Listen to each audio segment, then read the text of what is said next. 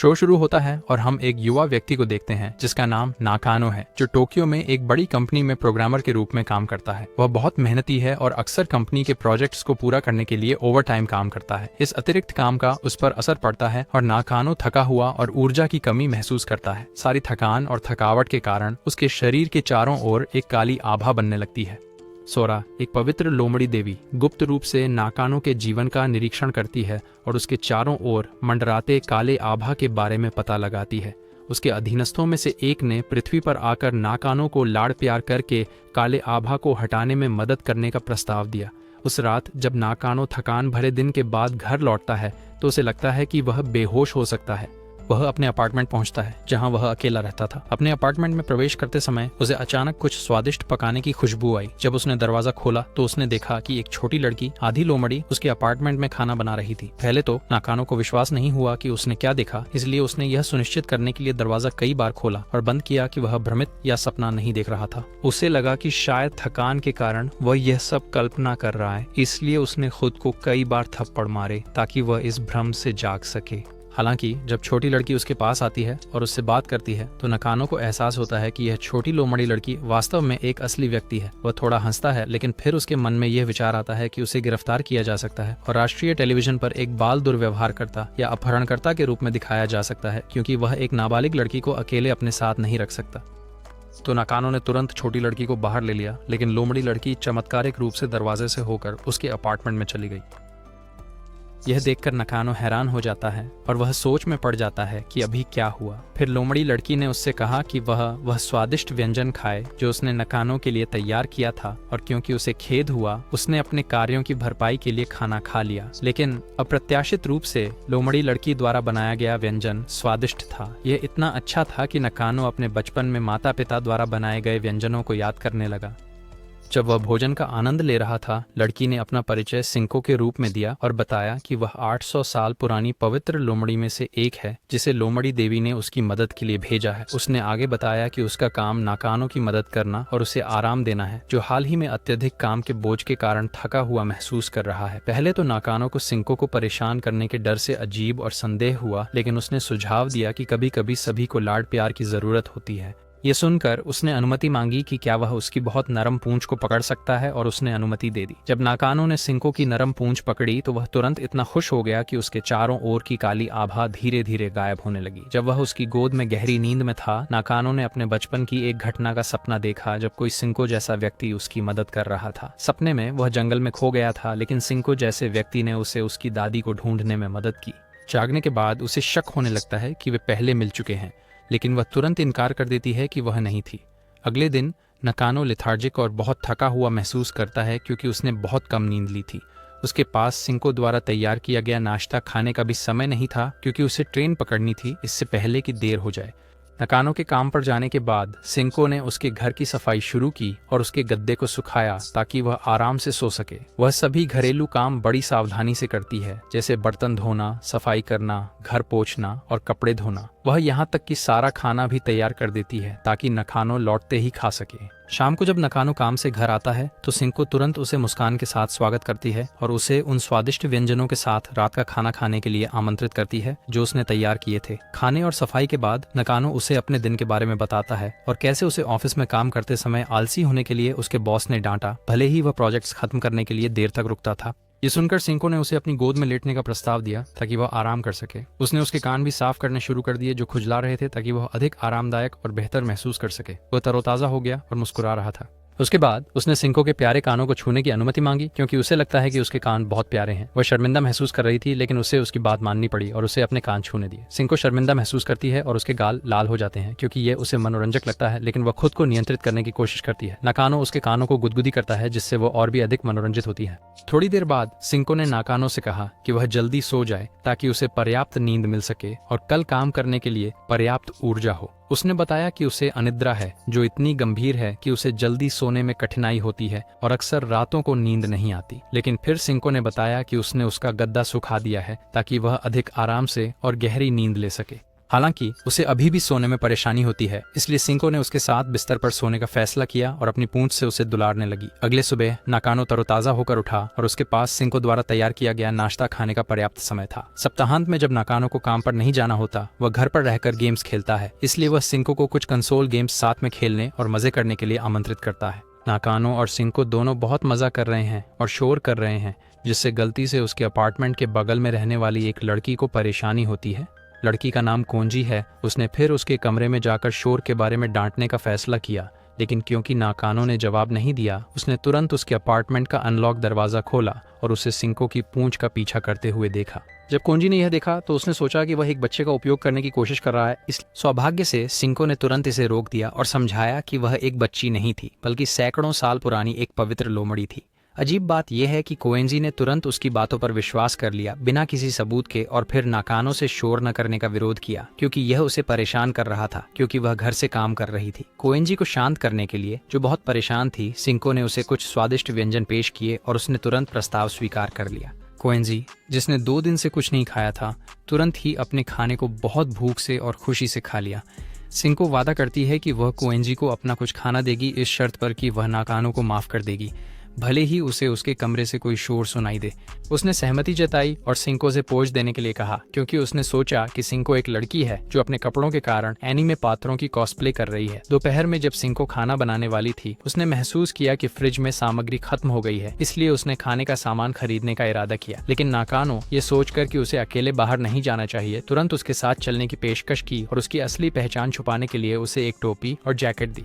उसे चिंता है कि लोग समझ जाएंगे कि वह आधी लोमड़ी इंसान है और अजीब विचार आ सकते हैं, इसलिए वह सिंको के साथ किराने का सामान खरीदने के लिए जाने का प्रस्ताव देता है। जब वे सुपरमार्केट पहुंचे तो सिंको बहुत खुश थी, क्योंकि उसने कभी ऐसा स्थान नहीं देखा था जहां सब कुछ हो। वह बहुत खुश थी कि वह एक ही जगह पर सभी प्रकार के किराने का सामान प्राप्त कर सकती है। नाकानो को अभी एहसास हुआ कि वह सिंको के साथ छोटी छोटी चीजों का आनंद ले सकता है, जैसे कि साथ में खरीदारी करना, जिससे वह खुश हुआ। तो अब से वह हर हफ्ते उसके साथ खरीदारी के लिए जाने की योजना बनाता है, चाहे वह कितनी भी छोटी चीज क्यों न हो। कुछ दिनों बाद नाकानो काम से घर आए, बहुत सुस्त हालत में और सामान्य से भी अधिक गहरे मूड के साथ। पता चला कि उन्हें कल रविवार को काम पर जाना है, एक अधूरे प्रोजेक्ट को पूरा करने के लिए, जिससे वह उदास हो गए क्योंकि उनका एकमात्र वीकेंड भी अब बर्बाद हो गया। उन्होंने सिंको से कहा कि वह उन्हें कल सुबह जगा दे ताकि वह काम के लिए देर न करें, क्योंकि उन्हें डेडलाइन से पहले प्रोजेक्ट पूरा करना है। नाकानो बहुत थका हुआ दिखता है और तुरंत सो जाता है, इसलिए सिंको ने उसके बगल में सोने का फैसला किया और उसे अपनी पूंछ दी ताकि वह और गहरी नींद ले सके। अगले दिन सुबह सिंको जल्दी उठती है ताकि वह नाश्ता तैयार कर सके और नाकानो को जगा सके। हालांकि जब वह उसे जगाने की कोशिश करती है, नाकानो बहुत थका हुआ दिखता है और नींद से उठने के लिए संघर्ष करता है। वह सोचती है कि वह हमेशा कड़ी मेहनत करता है और पूरे हफ्ते थका हुआ रहा है। वह उसे अधिक सोने देने का फैसला करती है और उसे काम छोड़ने की अनुमति देकर उसे लाड करती है, क्योंकि उसे भी कुछ आराम का हक है। दोपहर में जब नाकानो जागता है तो उसे एहसास होता है कि वह काम के लिए देर हो गया है और वह फिर से उदास हो जाता है कि कल उसे आज के छूटे हुए काम की भरपाई के लिए ओवरटाइम करना होगा। अगली रात आकाश की दुनिया में शिरो नाम की एक और पवित्र लोमड़ी लड़की, जो उसकी जिंदगी देख रही है, धरती पर उतरने और सिंको के साथ रहने का इरादा रखती है, क्योंकि वह भी नाकानो से प्रभावित है। तो अगले दिन जब नाकानो ट्रेन से घर जाने वाला होता है तो वह सिंको से पहले का अपना जीवन याद करता है, जो दुख, अकेलेपन से भरा था और कैसे उसके पास घर आने के लिए कोई नहीं था। वह मुस्कुराता है और खुश महसूस करता है कि सिंको के आने के बाद से यह धीरे धीरे बदल गया है। वह बहुत आभारी महसूस करता है कि उसने उसे बेहतर जीवन जीने में मदद की है। जब वह अपने अपार्टमेंट पहुंचा तो नाकानो शिरो के आगमन से आश्चर्यचकित हो गया, जो अचानक उसके अपार्टमेंट में प्रकट हुई, लेकिन अंत में वह इसके आदी हो गया। उनके साथ रात का खाना खाते समय उसका ध्यान शिरो की सफेद पूंछ की ओर चला गया। शिरो, जिसने तुरंत यह महसूस किया, नाकानो के पास गई और उससे अपना सिर सहलाने के लिए कहा। सिंको, जिसने इस घटना को देखा, शिरो की तरह लाड़ प्यार पाने में भी रुचि दिखाई, इसलिए वह भी तुरंत आगे बढ़ी। नाकानो ने एक साथ उनके सिर सहलाना शुरू कर दिया। उसके बाद शिरो उसे अपने शक्तियों से सम्मोहित करती है ताकि यह पता चल सके कि वह वास्तव में क्या चाहता है, और जाहिर है कि वह शिरो की मुलायम पूंछ को छूना चाहता था। शिरो शर्मिंदा हो गई और नाकानो के कमरे से भाग गई, क्योंकि वह अपनी पूंछ को किसी को छूने देने में बहुत शर्मीली थी। यह देखकर कि शिरो भाग गई, सिंको ने नाकानो को सांत्वना के लिए अपनी पूंछ पेश की। नाकानो ने उसकी पूंछ के साथ खेला, जो हमेशा की तरह नरम थी। अगले दिन नाकानो घर आया, बहुत थका हुआ लग रहा था, यहाँ तक कि सामान्य से भी ज्यादा थका हुआ, क्योंकि उसने अभी अभी ओवरटाइम काम किया था। इसीलिए सिंको उसे सलाह देती है कि वह अपने शरीर को साफ करे ताकि वह तुरंत सो सके। वह उसे बताती है कि एक त्वरित स्नान उसे आराम देगा और उसके बाद वह आसानी से आराम कर सकता है। सिंको नानागो को स्नान करने में मदद करने का प्रस्ताव देती है। वह बहुत कमजोर है, इसलिए सिंको ने उसके साथ स्नान करने और उसके शरीर को साफ करने में मदद करने की पहल की ताकि उसकी सारी नकारात्मक ऊर्जा गायब हो जाए। अगले दिन जब नाकानो काम से छुट्टी पर था, शिरो उसके घर मिलने आती है। यह उसे एक कंसोल गेम खेलने के लिए आमंत्रित करता है। अप्रत्याशित रूप से वह आसानी से गेम जीत सकती है। ये पता चलता है कि वह किसी भी गेम में महारत हासिल कर सकती है और उसे हरा सकती है, क्योंकि वह उसकी सोच को पढ़ने की अपनी शक्ति का उपयोग कर सकती है। इससे नाकानो को ऐसा लगता है जैसे उसने धोखा दिया हो। एक और दिन सिंको कोएंजी के अपार्टमेंट में कुछ खाना देने आती है और थोड़ी देर के लिए बातचीत करती है। वह उसके कमरे में प्रवेश करती है और देखती है कि उसका कमरा बिखरा हुआ है। वह जोश में आ जाती है और जब वह खा रही होती है तो उसकी मदद करने के लिए पहल करती है। कोएंजी उसके खाना बनाने का आनंद लेती है और धन्यवाद के रूप में कोएंजी सिंको को एक नौकरानी की पोशाक देती है, जिसे उसने एनीमे पात्रों के रूप में कॉस्प्ले करने के लिए इस्तेमाल किया था। जब नाकानो घर आया तो वह सिंको के नए रूप को देखकर हैरान रह गया, जिसने एक बहुत ही प्यारी नौकरानी की पोशाक पहन ली थी। उसे वह प्यारी लगती है, लेकिन नकानो उससे कबूल करता है कि वह उसके पिछले रूप को पसंद करता है, क्योंकि वह उसके रूप का आदी है। सिंको को सराहना महसूस होती है और वह अपने पुराने किमोनो में वापस बदल जाती है। रात में जब सिंको और नकानो एक साथ रात का खाना खा रहे थे, नकानो को अचानक अपनी पीठ में दर्द महसूस हुआ, क्योंकि पहले ऑफिस में वह काम कर रहे थे और उन्हें एक भारी वस्तु उठानी पड़ी थी, जिससे शायद कुछ पीठ की समस्या हो गई थी। सिंको समझती है और उसे आराम देने और दर्द कम करने के लिए अपने पैरों से उसकी पीठ की मालिश करने का प्रस्ताव देती है। हालांकि शुरू में उसे अजीब लगा, अंततः नाकानो ने सहमति जताई। सिंको उसके पीठ की मालिश अपने पैरों से करती है और सुनिश्चित करती है कि वह आराम में है। जब वह उसकी पीठ पर ऊपर नीचे चलती है, नाकानो आराम महसूस करता है और सो जाता है। अगले दिन जब नाकानो एक और थकाऊ दिन के बाद काम से घर जाने वाला था, अचानक उसके एक सहकर्मी ने उससे कहा कि वह उनके प्रोजेक्ट डेटा को फिर से व्यवस्थित करे, क्योंकि यह सुबह तक देना था। वह विनम्रता से उससे यह करने का अनुरोध करता है। नाकानो, जो एक अच्छा आदमी है, न नहीं कहता और फिर से काम शुरू कर देता है। इससे उसे देर रात तक काम करना पड़ा और परिणाम स्वरूप वह गलती से आखिरी ट्रेन चूक जाता है और रात वहीं बिताने के लिए कार्यालय लौटने के लिए मजबूर हो जाता है। लेकिन कार्यालय जाते समय वह शिरो से मिलता है, जो बस उसके लिए वहाँ इंतजार कर रहा था। नकानो को थका हुआ देखकर उसने कहा कि वह उसे घर पहुंचने में मदद करेगी, तो शिरो ने आकाशीय दुनिया खोली जो विभिन्न स्थानों की यात्रा के लिए उपयोग की जा सकती है, और उसने उसके अपार्टमेंट के पास एक पोर्टल से जुड़ गई। घर जाते समय वह नाकानो से कहती है कि सिंको उसकी देखभाल करना चाहती है, क्योंकि सिंको शिरो के पूर्वजों की देखभाल करती थी और शायद उसे लगता है कि उनके रिश्तेदारों की देखभाल करना उसका गंभीर कर्तव्य है। नाकानो स्वीकार करता है कि उसे वास्तव में सिंको के देखभाल करने के कारणों की परवाह नहीं है, क्योंकि सिंको की उपस्थिति ने उसके जीवन को बदल दिया है। वह आगे बताता है कि उसका जीवन कितना खुशहाल हो गया है। जब नकानो अपार्टमेंट पहुंचा तो सिंको ने तुरंत महसूस किया कि उसने पहले किसी और पवित्र लोमड़ी से मुलाकात की थी, क्योंकि उससे एक गंध आ रही थी, लेकिन उसे कोई आपत्ति नहीं थी और उसने तुरंत उसे साथ में रात का खाना खाने के लिए आमंत्रित किया। गर्मी की छुट्टियों के दौरान नकानो उत्साहित है, क्योंकि वह आखिरकार आराम कर सकता है। उस समय उसे केवल कुछ दिन की छुट्टी मिलती है, इसलिए वह केवल घर पर ही समय बिताता। वह और सिंको दोनों घर पर थोड़ा समय बिताने का आनंद लेते, लेकिन वह शांति ज्यादा देर तक नहीं रही जब शिरो आया और उन्हें आकाश पोर्टल का उपयोग करके समुद्र तट पर ले गया। शिरो ने जानबूझकर कोजी को उनके साथ छुट्टी पर आने के लिए आमंत्रित किया, ताकि उनकी छुट्टी अधिक जीवंत और मजेदार हो सके। उस दिन कोजी और शिरो ने समुद्र तट पर तैराकी का आनंद लिया, जबकि नकानो और सिंको धूप सेंकना पसंद करते थे और तरबूज का आनंद लेते थे। वे दोनों छाया में रहे और दृश्य का आनंद लिया। उसके बाद उन चारों ने जोड़े बनाकर वॉलीबॉल खेला। सिंको और नाकानो, शिरो और कोजी अपनी त्वरित समुद्र तट की छुट्टी का आनंद लेते हुए वे खुशी खुशी वापस आए। उन सभी के बीच निकटता बढ़ गई, विशेष रूप से नाकानो और सिंको के संबंध में। दोपहर में नाकानो और अन्य लोगों ने स्वादिष्ट बारबेक्यू भोजन का आनंद लिया और उन्होंने समुद्र तट के पास चट्टानों के बीच आतिशबाजी खेली। शाम को उनकी जानकारी के बिना सोरा दूर से चुपचाप सभी को देख रही थी, जैसे कि वह कुछ योजना बना रही हो।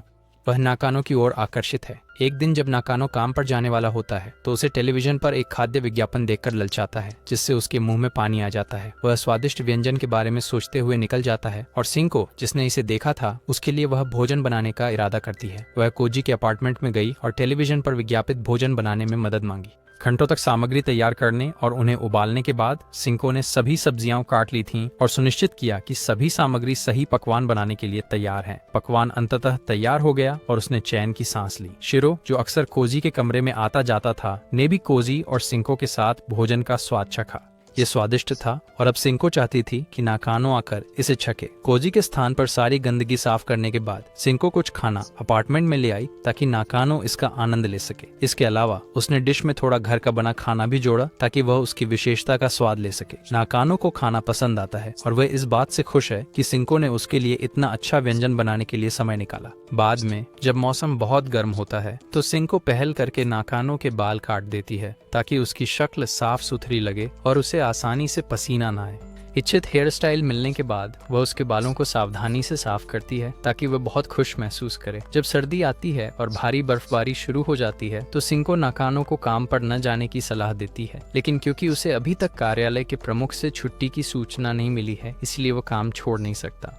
वह फिर भी खुद को काम पर जाने के लिए मजबूर करता है और दुखी होता है कि आज भी थकाने वाला होगा। सौभाग्य से स्टेशन पहुंचने से पहले नाकानो को कार्यालय से संदेश मिला कि भारी बर्फबारी के कारण उस दिन का काम बंद है। अपार्टमेंट लौटने से पहले सिंको उसे बर्फ के गोले की लड़ाई के लिए आमंत्रित करता है और अंत में वे एक दूसरे पर छोटे बच्चों की तरह बर्फ के गोले फेंकते हैं। ये धीरे धीरे नाकानो को बेहतर महसूस कराता है क्योंकि वह किसी को अपना दोस्त कह सकता है जो हमेशा उसके आसपास होता है। उसके बाद वह नाकानो को लाड करती है, उसे अपनी पूंछ से हाथ गर्म करने की अनुमति देकर, क्योंकि बर्फ के कारण नाकानो के हाथ ठंडे थे। हालांकि अंत में इससे उसे बुखार हो जाता है और उसे कुछ समय के लिए आराम करना पड़ता है। सौभाग्य से हीटिंग टेबल के नीचे खुद को गर्म करने के बाद वह जल्दी ठीक हो जाती है। नाकानो भी शामिल होता है और सिंको के बुखार से उबरने के दौरान अपनी हाथों को उसकी पूंछ से गर्म करता है। थोड़ी देर बाद सोरा नाकानो के अपार्टमेंट में आई उसे अपनी आकर्षक अदाओं से लुभाने के लिए, लेकिन अजीब बात यह थी कि वह केवल उसकी पूंछ पकड़ने के लिए आकर्षित हुआ जो सिंको की पूंछ से अलग थी। लेकिन जब वह सोरा की पूंछ पकड़ने ही वाला था, सिंको ने तुरंत उसे रोक दिया और चेतावनी दी कि वह उससे दूर रहे क्योंकि वह एक बहुत ही खतरनाक लोमड़ी देवी है।